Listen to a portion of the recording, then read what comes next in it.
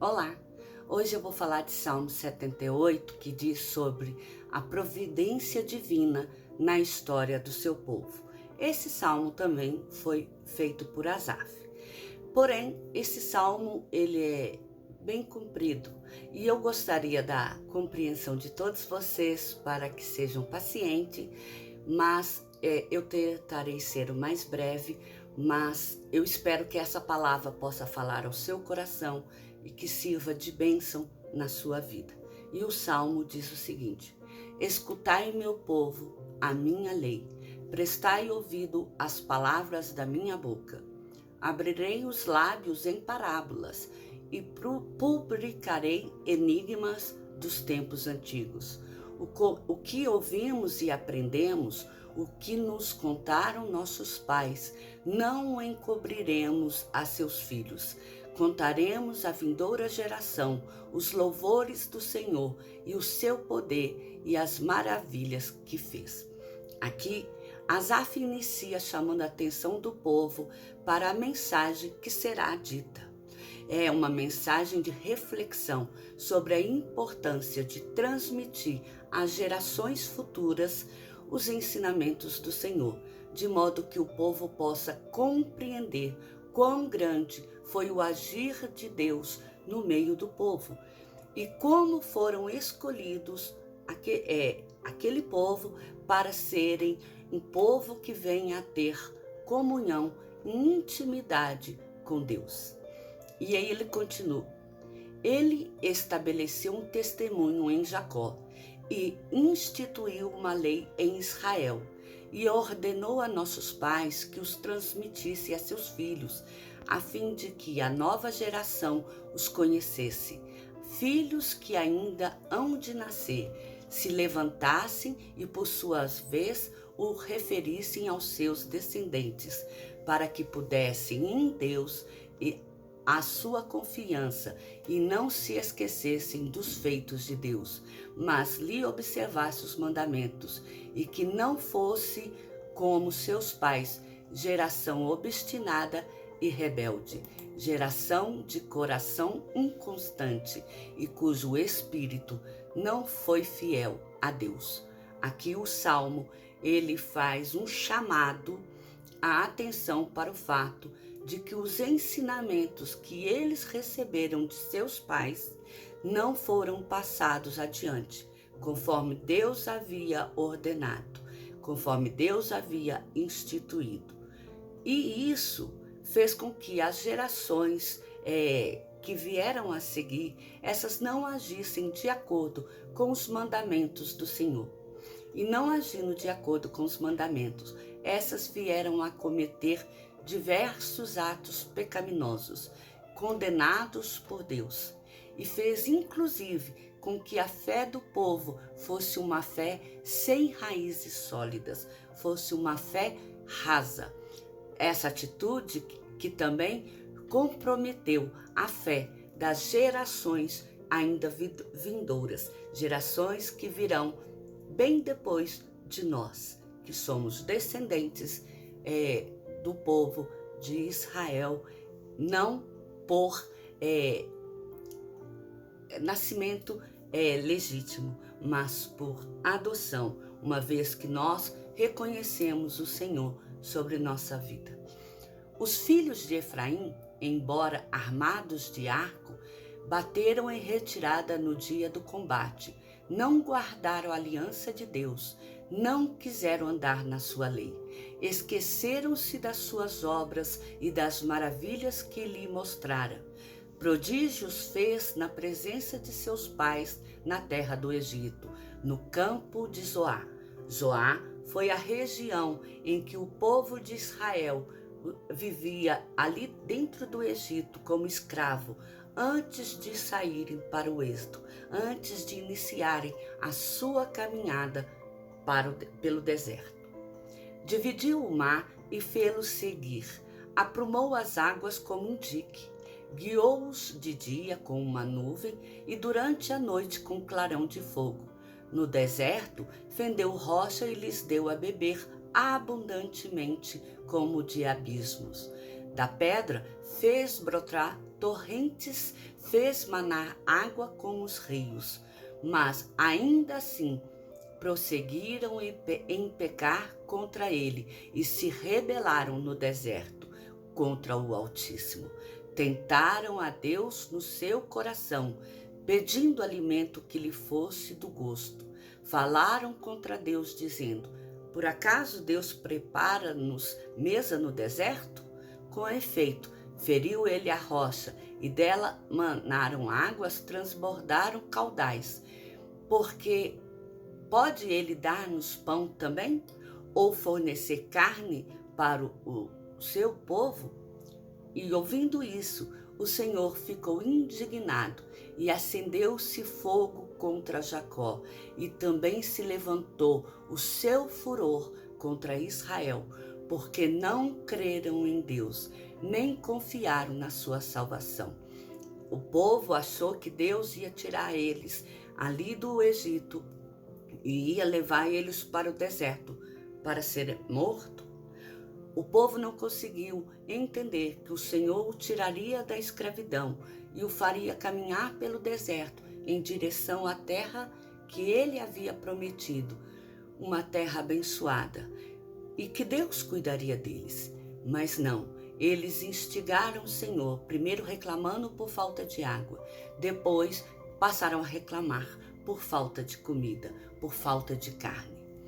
Então Deus ouviu isso e ficou indignado, e acendeu-se fogo contra Jacó, e também se levantou o seu furor contra Israel, porque não creram em Deus, nem confiaram na sua salvação.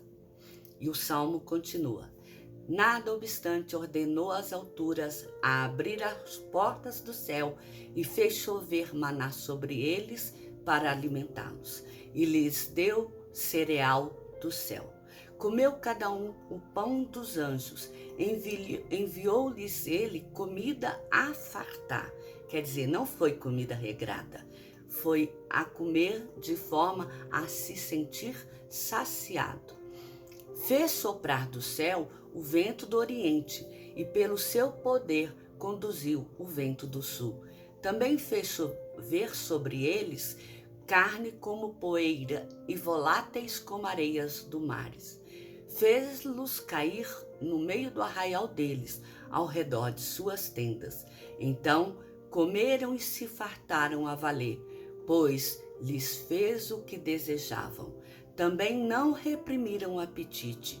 Tinha ainda na boca o alimento, quando ele elevou contra eles a ira de Deus, e entre os seus mais robustos semeou a morte, e prostrou os jovens de Israel.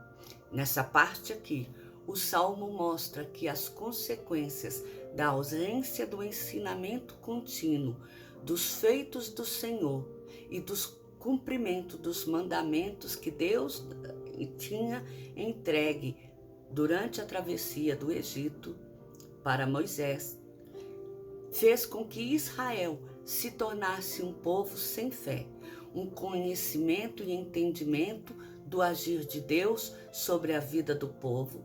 Ele era quase que desapercebido.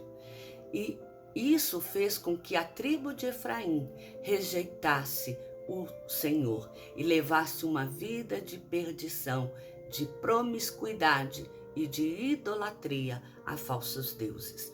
E isso fez com que o povo de Efraim fosse perseguido por inimigos e muitos fossem mortos.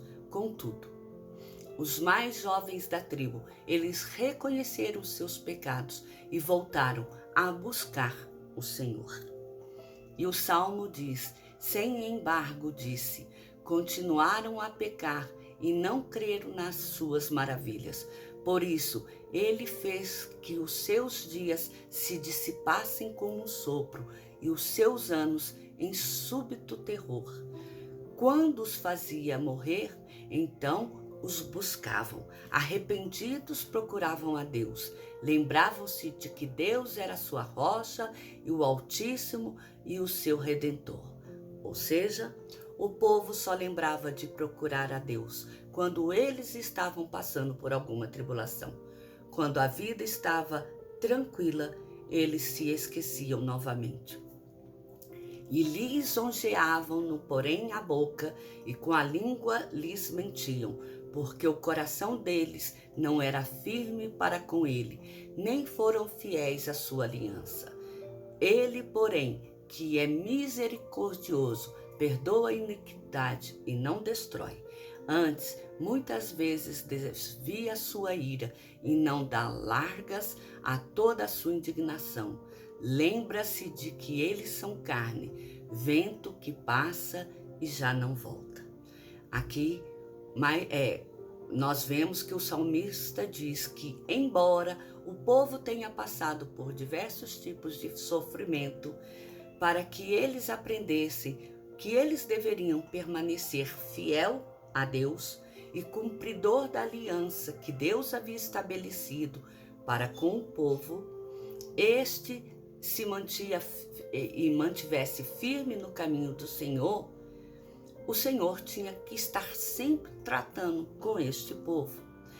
E dessa forma, Deus se irou contra eles e determinou, inclusive, que aquela geração que estava caminhando pelo deserto, essa não entraria na terra prometida, que é Canaã. Só os seus filhos e os netos que já haviam nascido, só esses que poderiam adentrar naquela terra que Deus escolhera para ser a habitação de Israel. E o Salmo diz: quantas vezes se rebelaram contra ele no deserto e na solidão o provocaram? Tornaram a tentar a Deus, agravaram o Santo de Israel.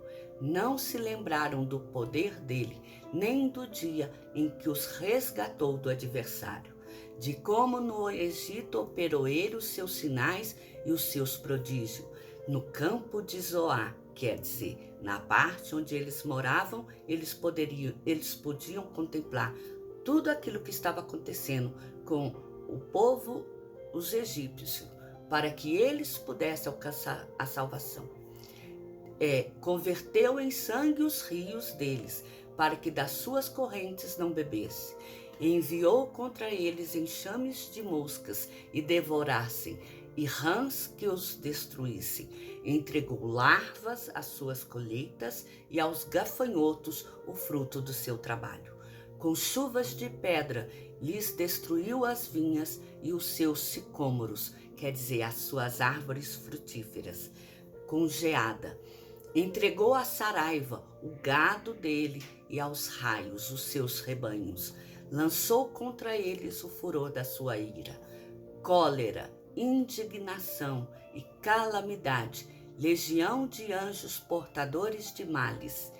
Deu livre curso à sua ira, não poupou da morte a alma deles, mas entregou-lhes a vida à pestilência.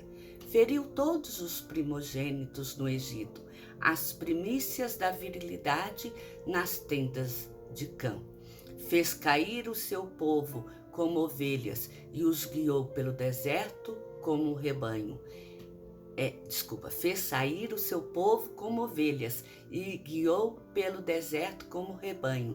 Dirigiu-o com segurança e não temeram, ao passo que o mar submergiu os seus inimigos. Levou-os até sua terra santa, até ao monte que a sua destra adquiriu.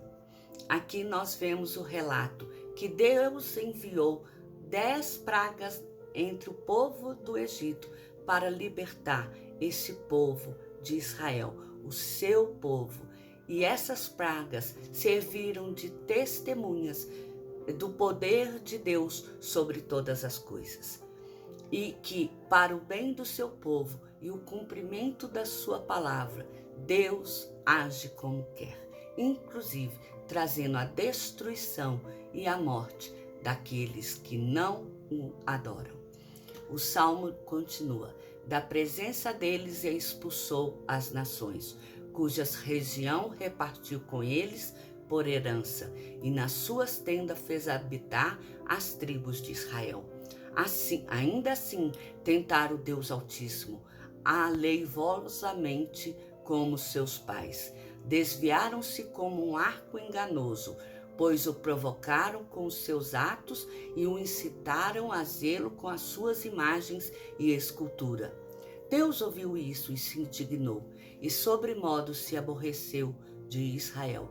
Por isso, abandonou o tabernáculo de Siló, a tenda da sua morada entre os homens, e passou a arca da sua força ao cativeiro, e a sua glória à mão do adversário. Entregou o seu povo à espada e se encolerizou contra a sua própria herança. O fogo devorou os jovens dele, e as suas donzelas não tiveram canto nupcial. Os seus sacerdotes caíram à espada, e as suas viúvas não fizeram lamentações. Aqui, Asaf declara em seu salmo que mesmo depois de todas as ações de Deus em favor do povo de Israel, este não deixou de enredar por adorações a outros deuses. E isso fez com que a ira de Deus se acendesse e Deus deixasse que parte do povo fosse morto à espada, inclusive os sacerdotes, aqueles que eram responsáveis por manter o povo com os olhos voltados para o Senhor, ensinando os mandamentos, ensinando a lei do Senhor, ensinando o caminho que eles deviam traçar. No final do salmo, ele diz: então o Senhor despertou como de um sono, como um valente que grita excitado pelo vinho. Fez recuar a golpes os seus adversários e lhes comminou perpétuo desprezo. Além disso, rejeitou a tenda de José e não elegeu a tribo de Efraim. Escolheu antes a tribo de Judá, o monte Sião, que ele amava, e construiu o seu santuário durável como os céus e firme como a terra, que fundou para sempre. Também escolheu a Davi seu servo e o tomou dos redis das ovelhas, tirou-o do cuidado das ovelhas e de suas crias, para ser o pastor de Jacó, seu povo, e de Israel, a sua herança.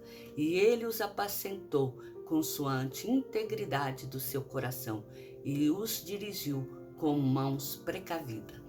Asaf, ao terminar o salmo, ele ressalta a soberania de Deus sobre todas as coisas e o seu grande amor para com o povo, mesmo que este não seja merecedor por ser um homem falho. Que Deus mantenha a sua aliança viva e firmada com Israel, dando-lhe inclusive um rei que foi segundo o seu coração, que é Davi, para ser o governante do povo, pois Davi estava acostumado a tomar contas de ovelhas.